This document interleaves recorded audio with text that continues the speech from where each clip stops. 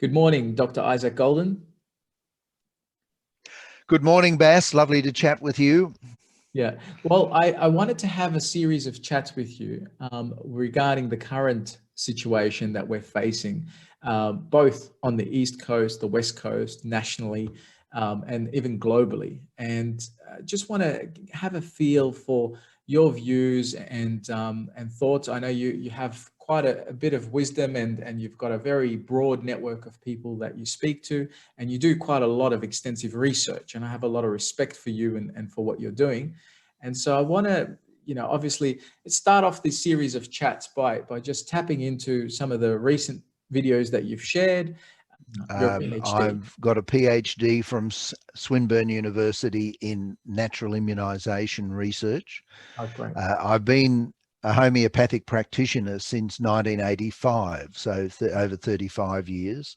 Yep. And I've done a lot of research overseas as well as in Australia, but particularly in Cuba and India. I've been to Cuba 4 times and India 5 times, working with government agencies in those countries on their different approaches to immunisation, because in Australia we are led to believe basically that vaccination is the only way of protecting a person or immunising them against targeted infectious diseases, and that's simply not true.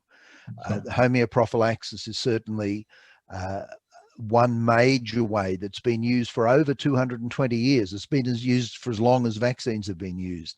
Yeah. And of course, there are general ways of improving one's overall immunity without targeting a specific or individual disease. But we know from the real world that even very healthy people can get simple infectious diseases. So there are 2 major waves of targeting particular diseases. And in this situation, we're talking about COVID, with disease-specific preventatives. But always, of course, the more healthy a person is in general, the better off they'll be in terms of both prevention and also if they get the disease, because nothing's ever 100% effective.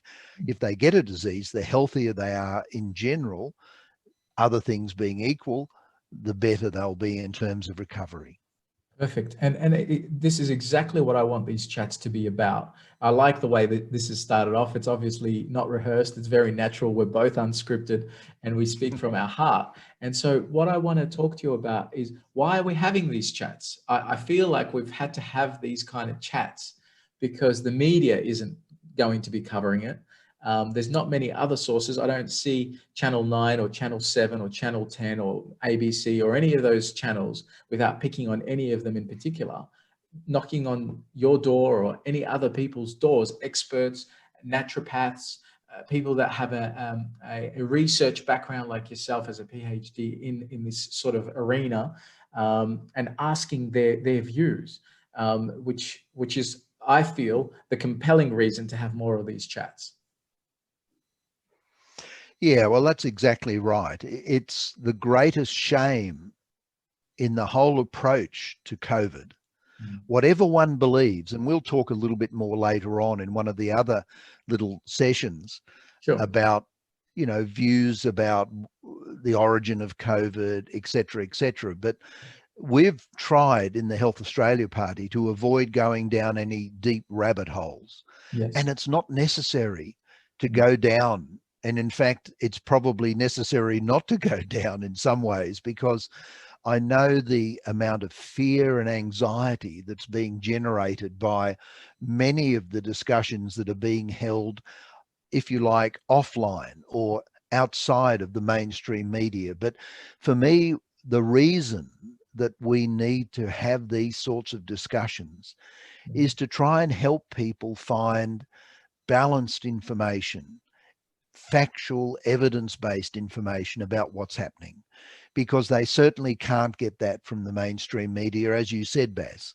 Unfortunately, and this is not to do just with COVID, by the way, this has been the situation in terms of medicine for decades in this country and in most other Western countries, where the media is pretty much bought and sold by a few very, very wealthy individuals and organizations. So I know, for example, over the years, and as we said before, I've been doing this for 35 years, every now and again I get a call from a young journalist, enthusiastic, saying, look, I've just read a bit about on your webpage, or I've just heard a bit about what you do, and I'd love to do an article. And they don't see me rolling my eyes because it's on the telephone. And I've cooperated quite a few times with young enthusiastic journalists. They've prepared material based on what I've sent them and based on what we've talked about. And then they get back to me and say, look, I took it to my editor, who said, no, we're not publishing that. We're not touching that area, because it was positive. It contained positive information about natural medicine. And this is one of the reasons why I co-founded the Health Australia Party in 2015, because natural medicine in general has been under attack in this country, where the health system, the orthodox health system, is controlled by the pharmaceutical drug cartels, and there's evidence base for that. Therefore, evidence, unbiased factual information about the whole range of natural medicines is not being published, is not being examined by orthodox media. And the other big problem that we have, Bass, is that, you know, we've got some great journalists when it comes to examining politicians rorting the system, or, you know, members of, for example, the police force doing things they shouldn't do. We've got great investigative journalists in many areas, but the one area where we don't have any great investigative journalists is health. Natural health. And I say that really seriously. No, just health in general. Right. And I mean, natural health is part of that, because when you look at media reports by the so-called health editor or the health journalist for particular newspapers or TV shows, all they're doing is reproducing, in sometimes the same language and sometimes different language, what they're being fed by the pharmaceutical industry. They're not doing behind the scenes investigative journalism. For example, with COVID, I have not seen one mainstream journalist ask the simple question, okay, what are doctors of medicine who also use natural methods, what are they doing in other countries? And if they ask that simple question, they'd find that right from the start, from January, February 2020, there were doctors, integrative medicine doctors in other countries, very successfully treating cases of COVID and preventing the serious cases developing. And I've spoken about this in a number of my previous posts on our Facebook page, where different doctors have had hundreds, and in some cases of big clinics, thousands of patients that they've successfully treated and or put them on nutritional regimes, things as simple as vitamin D, vitamin C and zinc, really inexpensive, simple things that keep, for example, elderly people out of ICUs. And this is proven, this is factual. There's been articles now written and published about this in peer-reviewed journals, but you don't hear any journalist in this country. If we had a half-decent investigative journalist in this country and they did that job, they'd probably be denied publication anyway if they were taking it to a mainstream newspaper or TV show.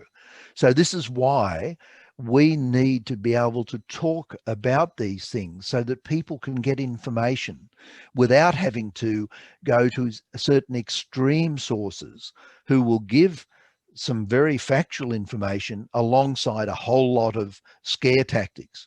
Now, unfortunately, fear a topic I recently spoke about in one of my little Facebook posts, is not only driving the mainstream narrative, who have used fear mercilessly to promote vaccination, it's also being used by some of the other, or if you like, I won't say alternative, let's say optional news sources, where people who are trying to bring out another view or another set of facts also rely a lot on fear. And this is, this is very disappointing.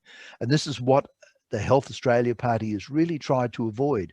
We've said a lot less in a way than we possibly could have, because we've wanted to avoid alarmist, those sort of approaches which are being used on both sides, unfortunately, to try and get their point of view across.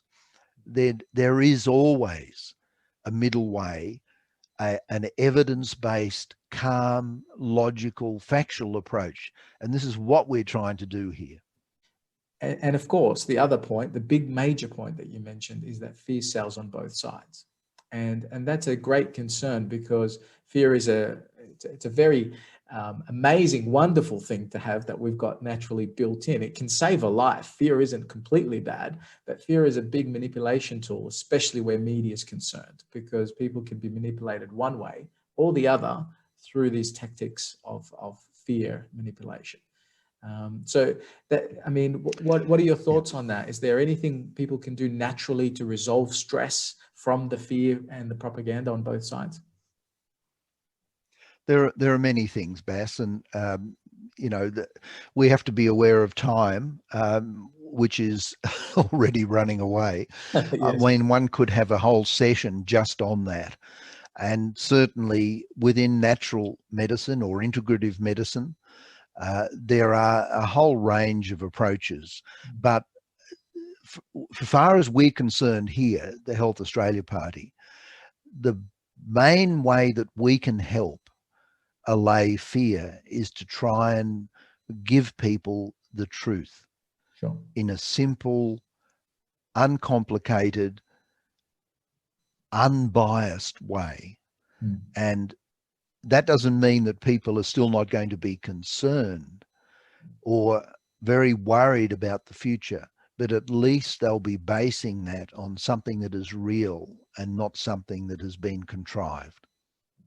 And we can talk about in another session things like statistics, because, when claims are made that it's 1 in 100,000 or 1 in a million, I mean, statistics have been misused all through this situation from early 2020 onwards. And that is worth a discussion on its own right. Definitely. Well, we'll definitely mark that for segment number 2, the statistics and the numbers and how they've been misused. Thank you so much for your time, and let's bring this one to a wrap, and look forward to speaking to you again. Yeah. Thank you.